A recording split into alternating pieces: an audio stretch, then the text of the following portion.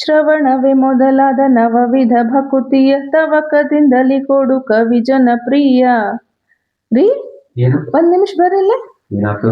ಇಲ್ಲಿ ನೋಡ್ರಿ, ಈ ಹಾಡೊಳಗ ವಿಜಯದಾಸರು ಏನ್ ಹೇಳ್ತಾರಂದ್ರ, ಏನ್ ಹೇಳ್ತಾರೆ? ಶ್ರವಣವೇ ಮೊದಲಾದ ನವವಿಧ ಭಕುತಿಯ ಹೌದು ಅಂದ್ರೇನು 9 ತರದ ಭಕ್ತಿ ಅವನ. ಹೌದು. ಹೌದಾ? ಒಂದ್ ಸ್ವಲ್ಪ ಹೇಳ್ರಿ ಯಾವವು. ಕೇಳು. ಶ್ರೀಮದ್ ಭಾಗವತದೊಳಗ ನಮ್ಮ ಪ್ರಹ್ಲಾದರಾಜರು ಈ ನವವಿಧ ಭಕ್ತಿ ಬಗ್ಗೆ ತಿಳಿಸಿಕೊಡ್ತಾರೆ.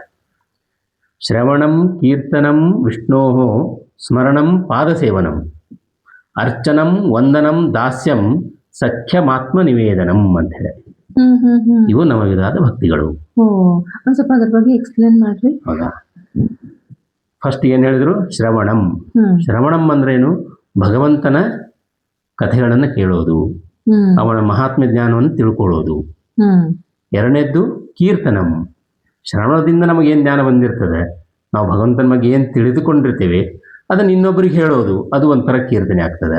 ಇಲ್ಲಪ್ಪ ಅಂದ್ರೆ ದಾಸರ ಪದಗಳನ್ನು ಹೇಳೋದು, ದೇವರ ನಾಮಗಳನ್ನು ಹೇಳೋದು, ಅದು ಕೀರ್ತನೆ ಆಗ್ತದೆ. ಸರಿ. ಆಮೇಲೆ ಸ್ಮರಣಂ. ಸ್ಮರಣಂ ಅಂದ್ರೆ ಹೆಂಗೆ? ಶ್ರವಣದಿಂದ ಕೀರ್ತನದಿಂದ ಏನು ನಾವು ಭಗವಂತನ ಬಗ್ಗೆ ಹೇಳಿರ್ತೀವಿ ಅದನ್ನು ಆವಾಗ ಮನನ ಮಾಡ್ಕೊಳ್ಬೇಕು. ಭಗವಂತನ ಕಥೆಗಳನ್ನ, ಭಗವಂತನ ಗುಣ ಚಿಂತನೆಗಳನ್ನ ಮಾಡ್ತಾ ಇರಬೇಕು, ಅವನ ನಾಮಸ್ಮರಣೆ ಸದಾ ಮಾಡ್ತಾ ಇರಬೇಕು. ಅದು ಸ್ಮರಣಂ, ಅದು ಒಂಥರ ಭಕ್ತಿ ಆಗ್ತದೆ. ಆಮೇಲೆ ಮುಂದೆ ಹೇಳ್ತಾರೆ ಪಾದಸೇವನಂ. ಪಾದಸೇವನಂ ಅಂದ್ರೆ ಹೆಂಗಪ್ಪ ಅಂದ್ರೆ, ಈಗ ಭಗವಂತನ ಪಾದ ನಮಗಂತೂ ಡೈರೆಕ್ಟ್ ಸಿಗೋದಿಲ್ಲ, ಅದು ಲಕ್ಷ್ಮೀದೇವಿಗೆ ಮಾತ್ರ ಸಾಧ್ಯ.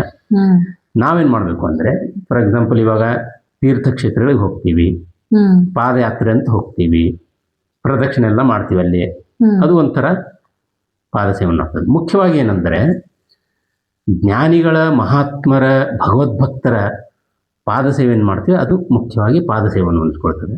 ಯಾಕಂದ್ರೆ ಜ್ಞಾನಿಗಳಲ್ಲಿ ಭಗವದ್ಭಕ್ತರಲ್ಲಿ ಭಗವಂತನ ಒಂದು ವಿಶೇಷವಾದ ಸನ್ನಿಧಾನ ಇರ್ತದೆ, ಅದು ಭಗವಂತನ ಪಾದಸೇವೆ ಮಾಡಿದಂಗೆ ಆಗ್ತದೆ. ಅಂದ್ರೆ ಈಗ ಸ್ವಾಮಿಗಳು ಪಾದ ಪೂಜೆ ಅದೆಲ್ಲ ಮಾಡಿಸ್ತೀವಲ್ಲ, ಅದು ಒಂದ್ ರೀತಿ ಭಕ್ತಿನ. ಅದು ಭಗವಂತನ ಪಾದಸೇವೆ ಮಾಡಿದಂಗೆ. ಆಮೇಲೆ ಹೇಳ್ತಾರೆ ಅರ್ಚನಂ. ಅರ್ಚನಂ ಅಂದ್ರೆ ಏನು? ಭಗವಂತನ ಪೂಜೆ ಮಾಡೋದು. ಪೂಜೆ ಅಂದ್ರೆ ಹೆಂಗ್ ಮಾಡೋದು? ತಂತ್ರಸಾರೋಕ್ತವಾಗಿ ಷೋಡಶೋಪಚಾರ ಪೂಜೆ ಏನ್ ಮಾಡ್ತೀವಿ ಅದು ಅರ್ಚನಂ ಅಂತ ಬರ್ತದೆ. ಇವಾಗ ಅದು ಕೇಳಿರ್ತಿಲ್ಲ, ತುಳಸಿ ಅರ್ಚನೆ, ಪುಷ್ಪಾರ್ಚನೆ, ಅದು ಎಲ್ಲ ಒಂಥರ ಅರ್ಚನೆ ಅಂತ ಬರ್ತದೆ. ಆಮೇಲೆ ವಂದನಂ. ವಂದನಂ ಅಂದ್ರೆ ಹೆಂಗೆ? ಇವಾಗ ಅರ್ಚನೆ ಪೂಜೆ ಎಲ್ಲ ಮಾಡಿದ್ಮೇಲೆ ಏನ್ ಮಾಡ್ತೀವಿ ನಾವು? ನಮಸ್ಕಾರಾದಿಗಳನ್ನು ಮಾಡ್ತೀವಿ, ಸಾಷ್ಟಾಂಗ ನಮಸ್ಕಾರ ಮಾಡ್ತೀವಿ, ಅದು ವಂದನಂ ಆಗ್ತದೆ. ಆಮೇಲೆ ದಾಸ್ಯಂ. ದಾಸ್ಯಂ ಅಂದ್ರೆ ಏನು? ಭಗವಂತ ಈಶಾ, ನಾನು ಅವನ ದಾಸ, ಭಗವಂತ ಸ್ವಾಮಿ, ನಾನು ಅವನ ಸೇವಕ ಅಂತ ತಿಳ್ಕೊಳ್ಳೋದು, ಅದು ದಾಸ್ಯಂ. ಆಮೇಲೆ ಮುಂದೆ ಹೇಳ್ತಾರೆ ಸಖ್ಯಂ. ಸಖ್ಯಂ ಅಂದ್ರೆ ಏನಪ್ಪಾ ಅಂದ್ರೆ, ಭಗವಂತನ ನನ್ನ ಆತ್ಮಮಿತ್ರ, ಅವನೇ ನನ್ನ ಆತ್ಮ ಗೆಳೆಯ, ಅವನನ್ನೇ ಗೆಳೆಯನಾಗಿ ಮಾಡ್ಕೊಳ್ಳೋದು, ಅದು ಸಖ್ಯಂ ಅಂತ. ಭಗವಂತ ನನ್ನ ಗೆಳೆಯ ಅಂತ ತಿಳ್ಕೊಳ್ಳೋದೆ ಸಖ್ಯಂ. ಕೊನೆಯದಾಗಿ ಹೇಳ್ತಾರೆ ಆತ್ಮ ನಿವೇದನಂ. ನಮ್ಮನ್ನು ನಾವು ಭಗವಂತನಿಗೆ ಅರ್ಪಿಸಿಕೊಳ್ಬಿಡೋದು.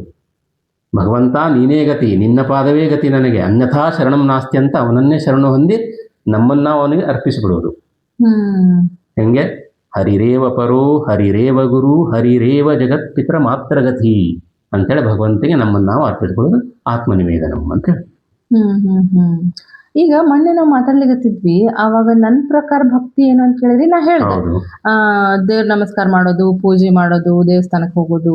ಸೊ ಅವಾಗೆಲ್ಲ ಇದ್ರೊಳಗೆ ಬಂತಲ್ಲ ಹಂಗಾರ ಅದನ್ನು. ಸೊ ಅವಾಗ ನಾ ಇನ್ನೊಂದು ಮಾತು ಹೇಳಿದ್ದೆ, ನಿಮ್ಗೆ ನೆನಪಿರ್ಬೋದು.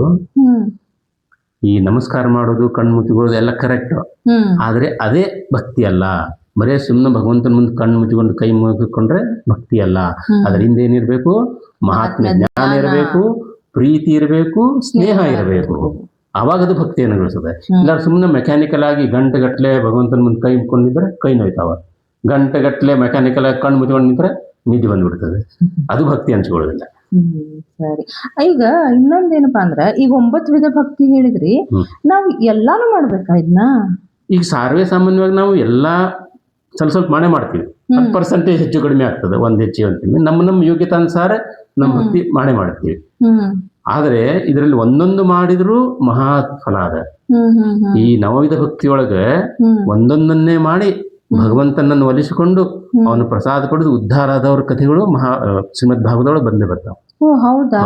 ಒಂದ್ ಸ್ವಲ್ಪ ಹಂಗಾರ ಆ ಭಗವದ್ ಭಕ್ತರ ಕಥೆ ನೀವು ಹೇಳ್ರಿ. ಹೌದಾ? ಅವ್ನ ಮುಂದಿನ ಸತಿ ನೋಡೋಣಂತೆ. ಹರೇ ನಮಃ. ಹರೇ ನಮಃ.